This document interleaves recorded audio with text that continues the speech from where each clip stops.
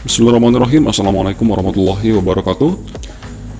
Baiklah, alhamdulillah teman-teman, kita berjumpa kembali setelah beberapa hari kemarin. Admin sedikit mengurangi aktivitas ya, karena banyak sekali hal.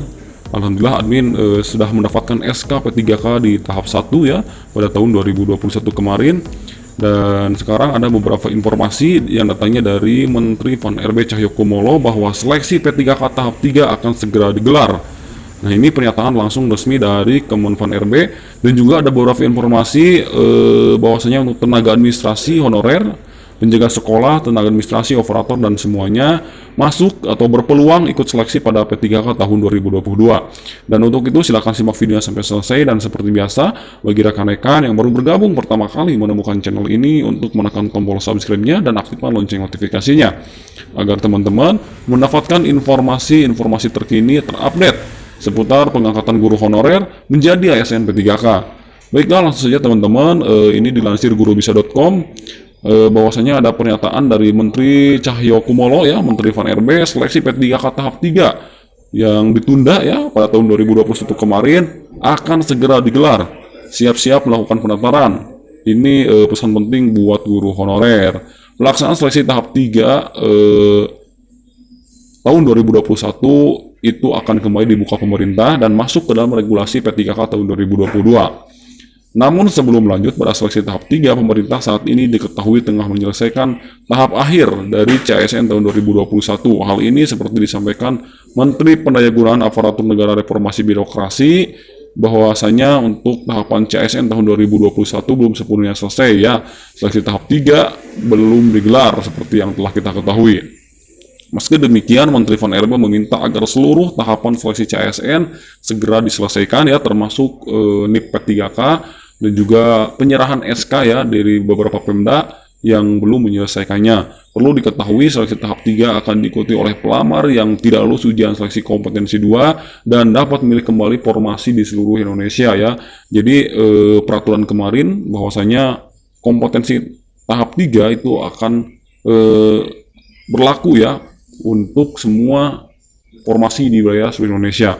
Namun kita ketahui bahwa pada perkembangan rapat bersama Panja GTK Honorer, bahwasanya P3K tahap 3 itu akan masuk ke dalam regulasi P3K tahun 2022. Ada beberapa informasi di mana ada guru honorer yang masa kerjanya di atas 3 tahun, itu akan dibedakan seleksinya, dan juga ada beberapa informasi sekolah induk juga, dan juga optimalisasi formasi ya untuk pendaftar atau pelamar fresh graduate. Dan kita tunggu saja Permen Pan-RB terbarunya. Selanjutnya ini ada juga informasi bahwasanya untuk tenaga administrasi dan juga penjaga sekolah berpeluang ikut seleksi P3K 2022. Mohon doanya. Pemerintah Kota Palembang mengajukan usulan P3K tahun 2022 tidak hanya guru, tetapi juga tenaga kependidikan dan penjaga sekolah ya. Sangat baik sekali ya, ini perlu dicontoh oleh pemerintah daerah, di mana untuk usulan formasi P3K tahun 2022 itu bukan hanya guru saja, tetapi tenaga kependidikan itu sama ya. Ketua Solidaritas Nasional Wiata Bakti Indonesia atau SNWI Sumatera Selatan, Ibu Susi Mariani mengungkapkan pemerintah Kota Palembang berkomitmen untuk menyelesaikan masalah guru honorer ataupun masalah honorer. Pasalnya, seluruh instansi daerah diminta untuk menuntaskan honorer hingga 2023. Kami lega karena Dinas Pendidikan mengusulkan tambahan formasi P3K 2022 untuk tendik, tenaga kependidikan, dan penjaga sekolah, kata Susi.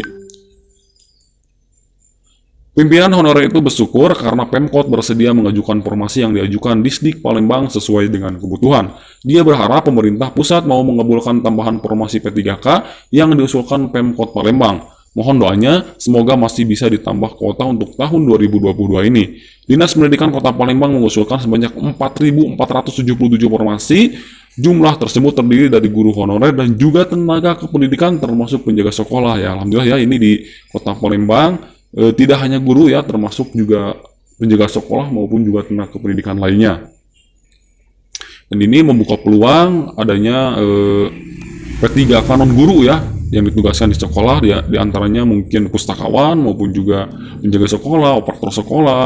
Ada banyak sekali ya tenaga-tenaga kependidikan yang sama saja tugasnya dengan guru untuk mensejahterakan pendidikan yang ada di Indonesia.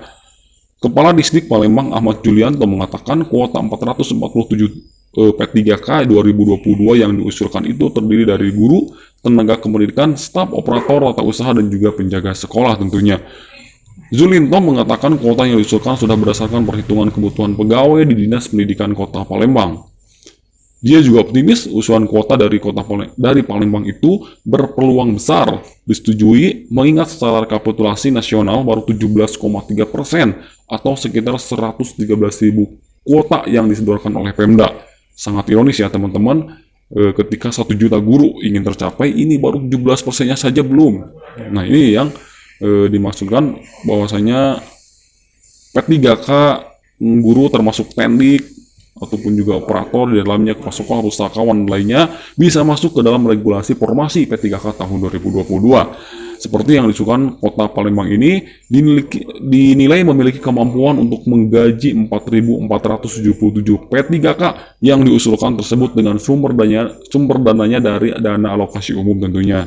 Dan ini permasalahan yang jelas ya kemarin bahwasanya pemerintah daerah rapat dengan panja GTK honorer bahwasanya untuk dana DAU itu belum sepenuhnya terrealisasi. Jadi ada mungkin pengurangan dari pemerintah daerah, bahkan ada yang berkurang, jadi tidak bertambah. Nah itu persoalan yang sangat penting lagi. Semoga kedepannya bisa ada jalan keluarnya ya. Nah ini Pak Yasin ya sampai curhat ke DPR soal beban daerah yang membiayai gaji P3K. Kabupaten Bogor, sejumlah daerah merasa terbebani dengan gaji P3K. Salah satunya adalah pemerintah Kabupaten Bogor. Ade Yasin bahkan sampai mencurahkan hatinya kepada DPR mengenai kebijakan pembiayaan gaji P3K yang dibebankan kepada pemerintah daerah tersebut.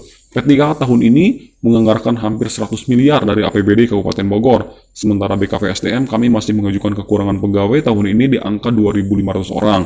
Ade Yasin menyampaikan saat rapat dengar pendapat mengenai dampak pemberlakuan Undang-Undang Nomor 1 Tahun 2022 tentang hubungan keuangan di Komplek Parlemen Senayan itu. Pemkab Bogor pada 2022 ini menganggarkan 96 miliar untuk menggaji P3K. Angka itu mengingat dari 2021 yang hanya 57 miliar. Peningkatan tersebut karena adanya penambahan P3K dari sebelumnya jadi 1.182 orang menjadi 1.600 orang. Ade Yasin meminta pemerintah pusat agar turut membantu daerah dalam pembiayaan gaji P3K yang sejauh ini membebani APBD. Dia mengaku kesulitan untuk mengerem belanja pegawai di angka 30% dari total belanja daerah karena hingga kini Kabupaten Bogor masih kekurangan tenaga PNS. Berdasarkan data terakhir, jumlah PNS di lingkungan Pemkab Bogor mengalami pengurangan sebanyak 978 pegawai dalam 1 tahun ya, sangat banyak. Saat ini asumsinya seorang PNS itu melayani sekitar 350 orang. Kami masih sangat kurang. Selain jumlah penduduk, kendala lainnya adalah luas wilayah yang begitu besar, kata Wakil Ketua Umum Asosiasi Pemerintah Kabupaten Seluruh Indonesia atau AFKASI itu. Karena biasanya kalau sudah menyangkut transfer ke daerah dan dana desa, panitia kerja atau panjanya paling panjang dan paling ramai karena setiap anggota ingin mempertahankan dapilnya masing-masing, kata Said. Nah, semoga saja untuk kedepannya ada pertemuan lagi ya, penjaga TK honorer dengan pemerintah menyampaikan aspirasi dari Pemda-Pemda tersebut sehingga nantinya ada titik temu jalan keluar. Jadi gaji P3K tidak membenahi APBD ya. Mudah-mudahan saja teman-teman yang belum lulus di tahap 1 juga tahap 2 untuk P3K tahun 2022 teman-teman bisa lulus menjadi ASN P3K. Amin ya rabbal alamin. Wabillahi taufiq wal hidayah. Wassalamualaikum warahmatullahi wabarakatuh.